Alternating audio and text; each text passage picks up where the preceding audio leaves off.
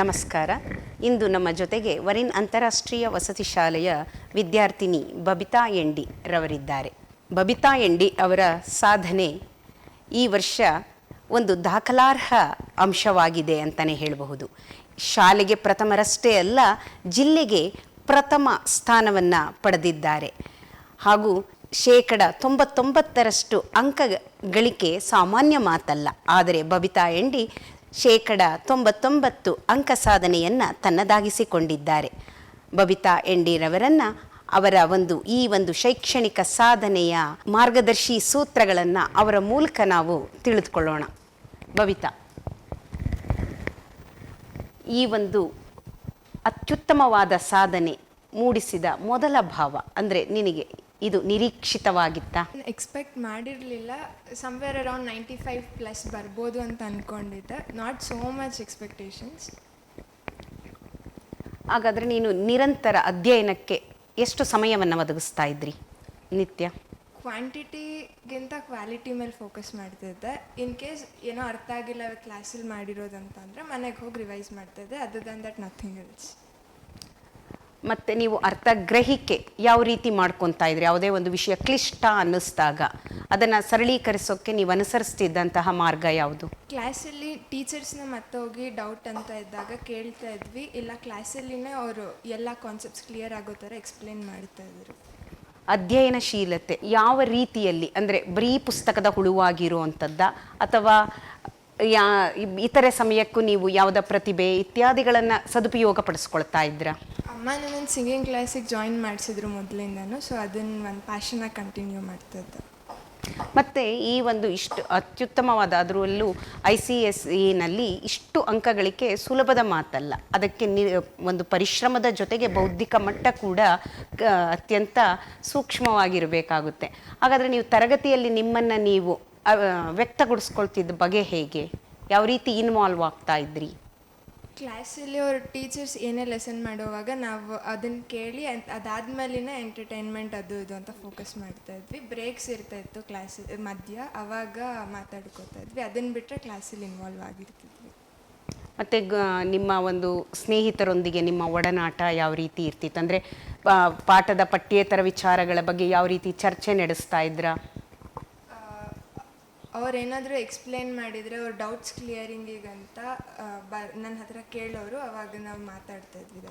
ಮತ್ತು ಈ ಒಂದು ಸಾಧನೆಗೆ ನಿಮಗೆ ಶಾಲೆ ಅನೇಕ ಸಹಕಾರಗಳನ್ನು ನೀಡಿರುತ್ತೆ. ಇದರಲ್ಲಿ ಶಾಲೆ ನೀಡಿದಂತಹ ಸಹಕಾರಯುತವಾದ ಅಂಶಗಳು ಯಾವುದು? ಸ್ಕೂಲಿಂದ ಒಲಿಂಪಿಯಾಡ್ಸ್ ಆಗಿರ್ಬೋದು, ಅಥವಾ ಬೇರೆ ಕ್ವಿಸ್ ಕಾಂಪಿಟೇಷನ್ಸ್ ಅಥವಾ ಇಂಟರ್ ಹೌಸ್ ಕ್ವಿಸ್ ಕಾಂಪಿಟೇಷನ್ಸ್ ಇನ್ನೂ ಅರೇಂಜ್ ಮಾಡ್ತಾಯಿದ್ರು. ಹಾಗಾಗಿ ಅಕಾಡೆಮಿಕ್ಸಿಗೆ ಅದು ಯೂಸ್ ಆಗ್ತಾಯಿತ್ತು. ಶಾಲಾ ಹಂತ ಆಯ್ಕೆಗಳು ಬಂದಾಗ ವರಿನ್ನ ಆಯ್ಕೆ ನಿಮಗೆ ಹೇಗೆ ಇಂದು ಸಾರ್ಥಕ ಕ್ಷಣವನ್ನು ನೀಡಿದೆ? ಅಂದರೆ ತುಮಕೂರಲ್ಲಿ this is the best school ಅಂತ ಅಮ್ಮ ಜಾಯಿನ್ ಮಾಡಿಸಿದ್ರು 5th. I did not understand till I came to 6th or 7th probably. ನಿಮಗೆ ಹೇಗೆ ಈ ವರಿನ್ ಶಾಲೆ ಒಂದು ಅತ್ಯುತ್ತಮ ಶಾಲೆ ಅಂತ ನೀವು ಹೆಮ್ಮೆಯಿಂದ ಹೇಳ್ಕೊತೀರಾ? ಯಾಕೆಂದರೆ ನೀವು ವರಿನ್ನ ವಿದ್ಯಾರ್ಥಿ, ಅದರಲ್ಲೂ ನಿಮ್ಮದೇ ಆದ ಒಂದು ದಾಪುಗಾಲನ್ನು ಇಲ್ಲಿ ಇರಿಸಿದ್ದೀರಿ, ನಿಮ್ಮದ ಒಂದು ಸಾಧನೆಯನ್ನು ತೋರಿದ್ದೀರಿ.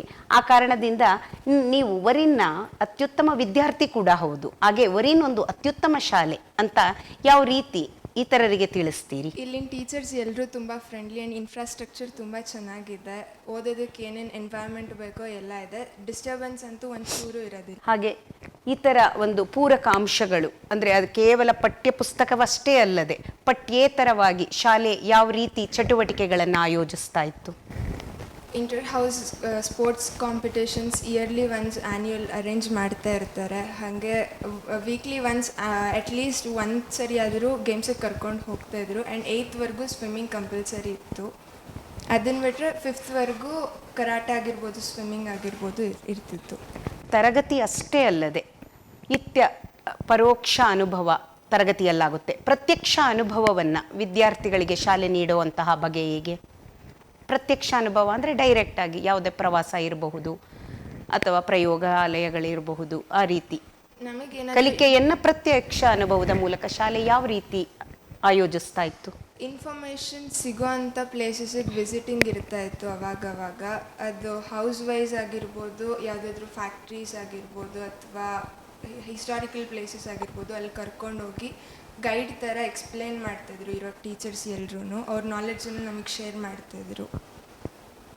ಮುಂದಿನ ನಿಮ್ಮ ಕಿರಿಯ ಮಿತ್ರರಿಗೆ ಈ ಒಂದು ನಿಮ್ಮ ಸಾಧನೆಯ ಗುಟ್ಟನ್ನು ತಿಳಿಸ್ಕೊಡೋದಾದರೆ ಯಾವ್ಯಾವ ಅಂಶಗಳನ್ನು ಹೇಳ್ತೀರಿ? ಕ್ಲಾಸಲ್ಲಿ ಏನು ಮಾಡಿರ್ತಾರೆ ಅಷ್ಟೇ ಸಾಕಾಗುತ್ತೆ ನಾವು ಓದೋದು. ಇನ್ನು ಏನು ಅರ್ಥ ಆಗಿರಲ್ಲ ಅದು ಮಾತ್ರ ಇನ್ನು ಮತ್ತೊಂದು ಸರಿ ರಿವೈಸ್ ಮಾಡಬೇಕಾಗತ್ತೆ. ಅದು ಬಿಟ್ಟರೆ ಎಂಜಾಯ್, ಚಿಲ್, ಜಸ್ಟ್ ರೀಡ್ ಅಷ್ಟೇ. ಮತ್ತು ಶಿಕ್ಷಕರು ನಿಮ್ಮನ್ನು ತಿದ್ದಿ ತೀಡಿದ ಬಗೆ ಹೇಗೆ? ನಾವು ಏನೇ ಹಿಂಸೆ ಮಾಡಿದ್ರು ಅವ್ರು ಎಲ್ಲನೂ ಸಹಿಸ್ಕೊಂಡು ನಮಗೆ ಗೈಡ್ ಮಾಡ್ತಾನೆ ಬಂದು. ಕಡೆಯದಾಗಿ ಈಗ ಮುಂದಿನ ನಿಮ್ಮ ಒಂದು ಗುರಿ ಏನಾಗಿದೆ? PCMB ಅಮ್ಮ ಕೊಡಿಸಿದ್ದಾರೆ ಮುಂದೆ. ನಾನಿನ್ನು ಅದನ್ನು ಓದಬೇಕಂತ ಅಂದ್ಕೊಂಡಿದ್ದೀನಿ. ಮುಂದೆ ಏನಾಗಬೇಕು ಅಂತ ನಿಮ್ಮ ನೀಟ್ ಕ್ಲಿಯರ್ ಮಾಡಬೇಕು. ಇವಾಗ ಸದ್ಯಕ್ಕೆ ಅದಕ್ಕೆ ಓದಿ. ಇನ್ನು ಯಾವುದೇ ಒಂದು ವೃತ್ತಿ ಜೀವನದ ಕನಸು ಇನ್ನೂ ಕಂಡಿಲ್ವಾ? ಅಥವಾ ಒಂದು ಸ್ಪಷ್ಟ ಚಿತ್ರಣ ಇದ್ದೇ ಇರುತ್ತೆ? ಅಂದರೆ ಎಕ್ಸ್ಪೆಕ್ಟ್ ಮಾಡಿದ್ದೆಲ್ಲ ಆಗೋದಿಲ್ಲ ಅಲ್ವಾ, ಅದಕ್ಕೆ. ಆದರೂ ಅಧ್ಯಯನಶೀಲತೆಯನ್ನಷ್ಟೇ ಮುಂದುವರಿಸ್ತೀರಾ, ಅದರ ಆಧಾರದ ಮೇಲೆ ಹಾಗೆ ನಿಮ್ಮ ವೃತ್ತಿ ಜೀವನ ಆಗಿರಬಹುದು, ಮುಂದೆ ನಿಮ್ಮ ವಿದ್ಯಾಭ್ಯಾಸವಾಗಿರಬಹುದು, ಎಲ್ಲವೂ ನಿಮ್ಮ ಕಂಡಂತಹ ಕನಸುಗಳು ನನಸಾಗಲಿ, ನಿಮ್ಮ ಭವಿಷ್ಯ ಉಜ್ವಲವಾಗಲಿ ಅಂತ ಹಾರೈಸ್ತೇನೆ. Thank you. ಬಬಿತಾರವ್ರದ್ದು ಮಾತಿಗಿಂತ ಕೃತಿ ಲೇಸು. ಆದ್ದರಿಂದ ಅವರು ತಮ್ಮ ಕೃತಿಯ ಮೂಲಕವೇ ತಮ್ಮ ವಿದ್ಯಾರ್ಥಿ ಜೀವನದ ಒಂದು ಛಾಪನ್ನು ತಮ್ಮ ಅಧ್ಯಯನಶೀಲತೆ ಮತ್ತು ಅಂಕಗಳಿಕೆಯ ಸಾಧನೆಯ ಮೂಲಕ ಮೂಡಿಸಿದ್ದಾರೆ. ಶ್ರೇಷ್ಠತಮರಾಗಿ ಹೊರಬಂದಿದ್ದಾರೆ. ಜಿಲ್ಲೆಗೆ ಪ್ರಥಮರಾಗಿ ಹೊರಬಂದಿರುವಂತಹ ಬಬಿತಾರವರು ತಮ್ಮ ಅಧ್ಯಯನ ಹೇಗಿರಬೇಕು, ಏಕಾಗ್ರತೆ ಹೇಗಿರಬೇಕು ಅನ್ನೋ ವಿಚಾರವನ್ನು ತಮ್ಮ ಮುಂದಿನ ವಿದ್ಯಾರ್ಥಿಗಳಿಗೆ ತಿಳಿಸಿದ್ದಾರೆ. ಈ ಒಂದು ಅಂಶಗಳನ್ನು ಮುಂದಿನ ಅಧ್ಯಯನಶೀಲ ವಿದ್ಯಾರ್ಥಿಗಳು ಅಳವಡಿಸಿಕೊಳ್ಳಲಿ ಎಂಬ ಆಶಯದಲ್ಲಿ ಬಬಿತಾರವರೊಂದಿಗಿನ ಮಾತುಕತೆಯನ್ನು ಇಲ್ಲಿಗೆ ಮುಕ್ತಾಯಗೊಳಿಸ್ತೇನೆ.